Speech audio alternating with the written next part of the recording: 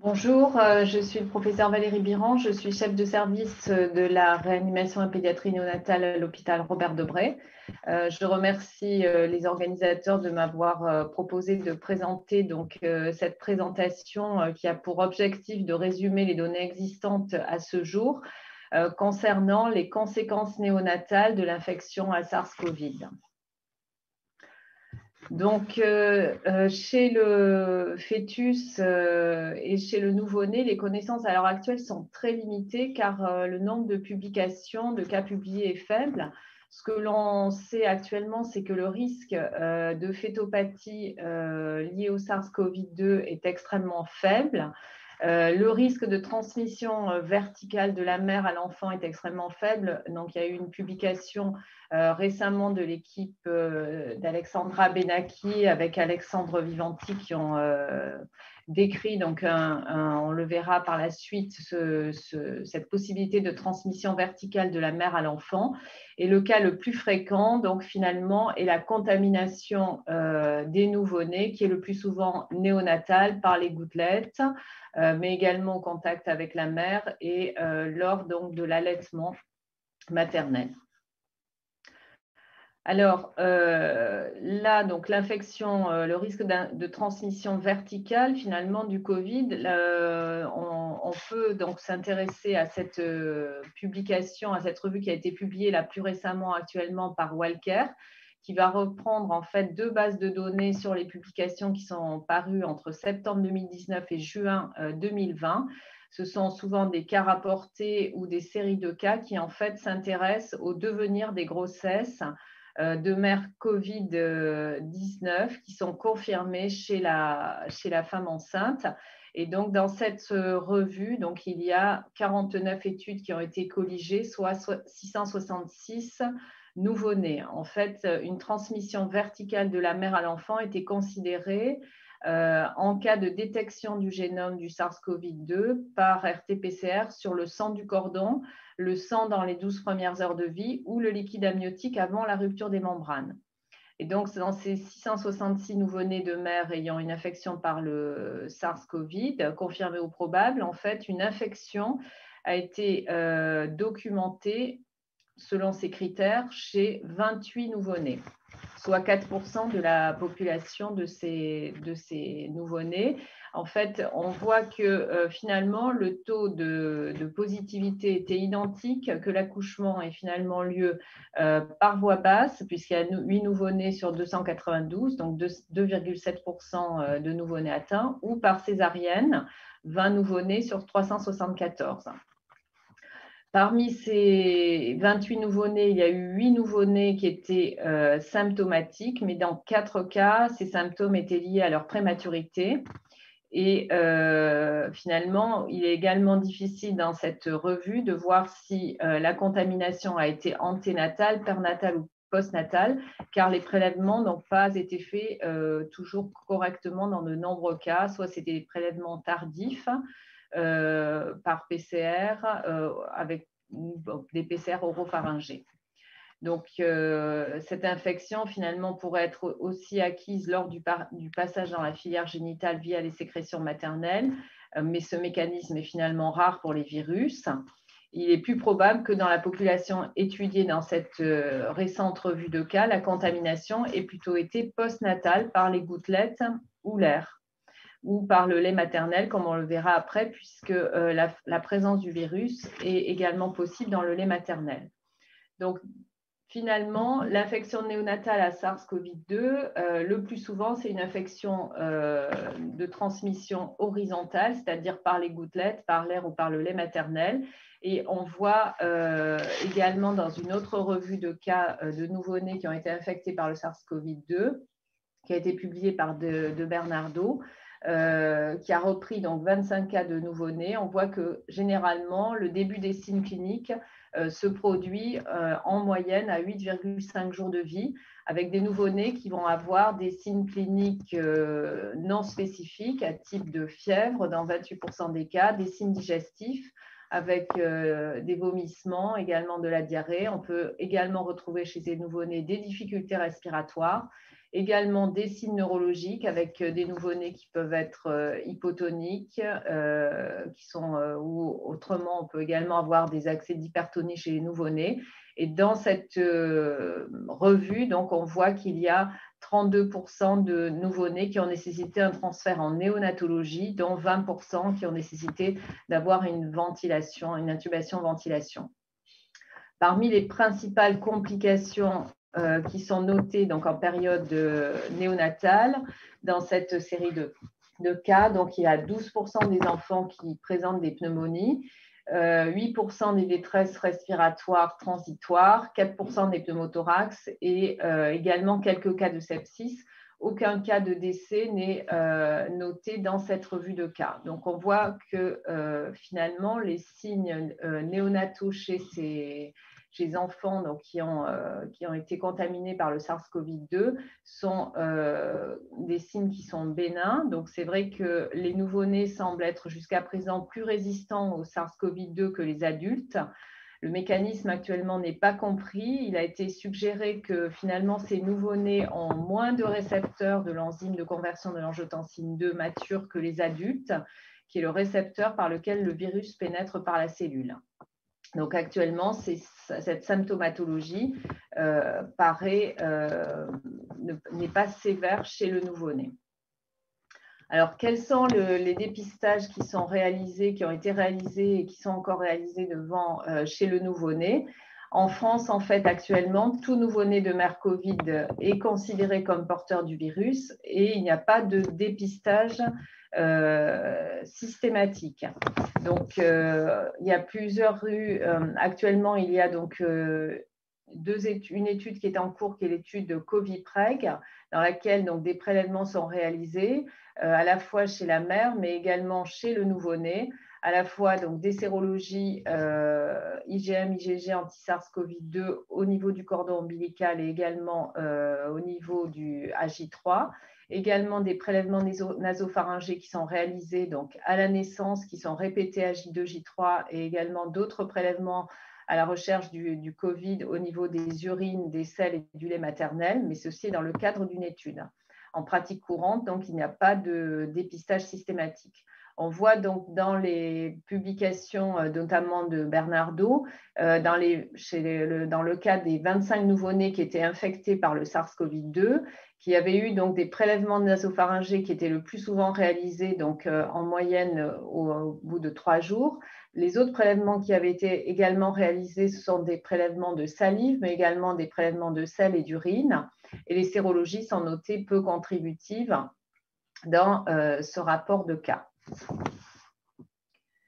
Un autre élément donc, qui a été très discuté durant l'épidémie de SARS-CoV-2, c'est est-ce qu'il faut séparer ou pas le nouveau-né de sa mère en maternité?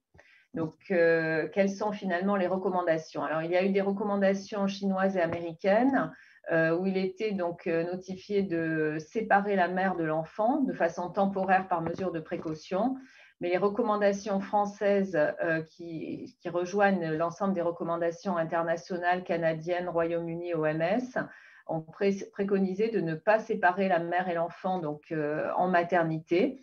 Donc, il y a un isolement du couple mère-enfant en maternité, le plus souvent dans une chambre seule à pression négative, quand ce n'est pas possible, donc des chambres avec fenêtres, où il faut ouvrir régulièrement les fenêtres. Nécessité donc de porter le masque, un masque chirurgical et à obtenir également une hygiène des mains sont des facteurs extrêmement importants pour la mère lors des contacts rapprochés. Quand la maman ne s'occupe pas de son nouveau-né, le berceau donc, doit être placé au moins à 2 mètres du lit de la mère. Donc, ce sont les recommandations qui ont été émises par la Société française, notamment de néonatologie. Concernant les pères, l'accès des pères en maternité en unité kangourou, il n'y a pas eu de recommandations, mais il serait intéressant d'avoir des recommandations communes avec les obstétriciens et les sages-femmes pour permettre également aux pères d'avoir accès à leur nouveau-né. Et concernant la sortie de la maternité, donc ce qui a été préconisé, c'est donc de réaliser un isolement mère-enfant pendant 14 jours à la maison, d'éviter les sorties et de continuer bien sûr les mesures barrières avec le port du masque également chirurgical et l'hygiène des mains. L'impact psychologique de cette séparation et de l'isolement du couple mère-enfant est actuellement en cours d'étude, notamment par l'étude de la Société française de néonatologie, dont nous aurons bientôt les résultats. Alors, qu'en est-il de l'accueil des parents en néonatologie durant l'épidémie Covid-19 ? Donc là aussi, il y a eu des recommandations du GREEN, qui est le groupe de réflexion et d'évaluation de l'environnement de la Société française de néonatologie. L'accès des parents fait partie intégrante des soins en néonatologie et la présence des parents aux côtés d'un nouveau-né est un droit fondamental pour l'enfant.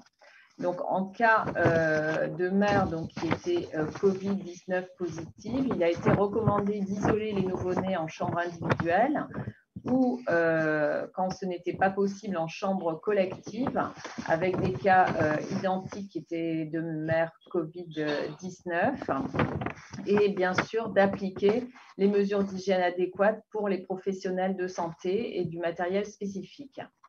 Cet isolement doit durer 14 jours et peut être interrompu si les tests viraux sont négatifs.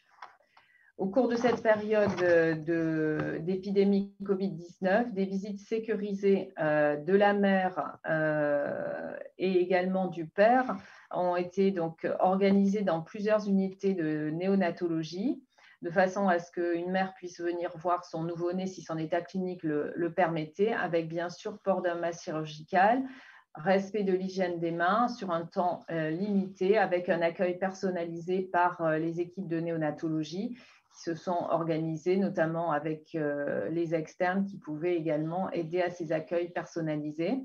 Et le contact peau à peau a été discuté au cas par cas pour ces mères qui étaient Covid-19. Concernant la fratrie, les visites de fratrie, également des familles élargies. Donc, dans ce cas, les visites en présentiel n'étaient pas possibles et ne sont pas possibles, mais il y a d'autres moyens de communication qui ont été développés, notamment l'utilisation de tablettes tactiles, également l'étude Covisio, qui sont des ordinateurs qui ont été qui sont actuellement disponibles dans plusieurs maternités de l'assistance publique, où les parents ont la possibilité de se connecter, ou la famille sur leur téléphone, de façon à pouvoir voir les soins réalisés à leur nouveau-né. Donc, cette présence des parents en néonatologie durant l'épidémie Covid-19 est indispensable au bon développement du nouveau-né. Ceci a été extrêmement soutenu par l'ensemble des familles, notamment SOS Préma, qui a également tenu à apporter son soutien aux familles. Concernant les accès des autres parents qui n'étaient pas infectés par le Covid pendant la pandémie, il n'y a pas eu de recommandation internationale dans ce cas-là, mais les autres parents, en respectant les mesures d'hygiène et le port du masque, sont tout à fait amenés à venir voir leur nouveau-né sans restriction. Une autre conséquence du Covid a concerné l'allaitement. Alors, l'allaitement maternel, en fait, on sait très peu de choses actuellement sur les coronavirus dans le lait maternel.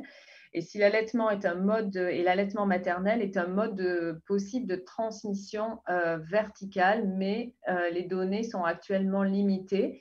Actuellement, il y a 13 études qui sont disponibles qui concernent 48 prélèvements de lait. Et dans une seule étude, on retrouve la présence d'IgG spécifique SARS-CoV-2 sans IgM, et il n'y a pas notamment de validation des méthodes de collecte et d'analyse dans le lait maternel.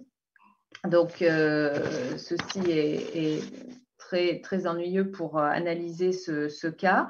En l'état actuel des connaissances, il n'y a pas lieu de remettre en cause l'allaitement maternel lorsque la mère est atteinte du Covid-19, donc l'alimentation au sein, l'utilisation de lait cru, l'expression de lait est tout à fait possible. Si la mère tire son lait avec un tire-lait manuel ou électrique, il est indispensable qu'elle se lave les mains avant de toucher les pièces du tire-lait ou du biberon et elle doit bien sûr suivre les recommandations.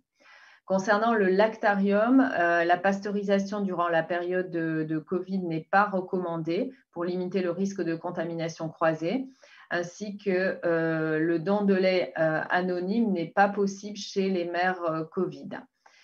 Autre élément, donc pendant la période d'épidémie Covid, le stockage de lait à l'hôpital est également controversé. Il est plutôt déconseillé car il y a un risque d'échange de lait dans les congélateurs, dans les réfrigérateurs. En conclusion, le risque de transmission verticale de la mère à l'enfant du SARS-CoV reste très rare. Et extrêmement faible. La contamination des nouveau-nés semble plus souvent néonatale et on a vu donc que la morbidité néonatale du Covid-19 est plus liée à l'infection maternelle et aux conditions de l'accouchement qu'à la maladie elle-même chez l'enfant. On voit finalement que les infections postnatales sont peu sévères chez les nouveau-nés. Concernant l'allaitement maternel, la Société française de néonatologie et le groupe de pathologie infectieuse pédiatrique recommandent de poursuivre l'allaitement maternel et également recommandent de ne pas séparer la mère de l'enfant, ce qui est un élément très important. Et en néonatologie, en réanimation néonatale, il est très important de poursuivre l'accès des deux parents dans le service en respectant bien sûr les mesures d'hygiène chez les parents avec le port du masque chirurgical et le lavage des mains. Concernant les conséquences néonatales de l'infection maternelle à Covid au premier et deuxième trimestre de grossesse, actuellement, les résultats ne sont pas disponibles, mais nous aurons ces résultats dans les prochains mois à suivre. Je vous remercie de votre attention.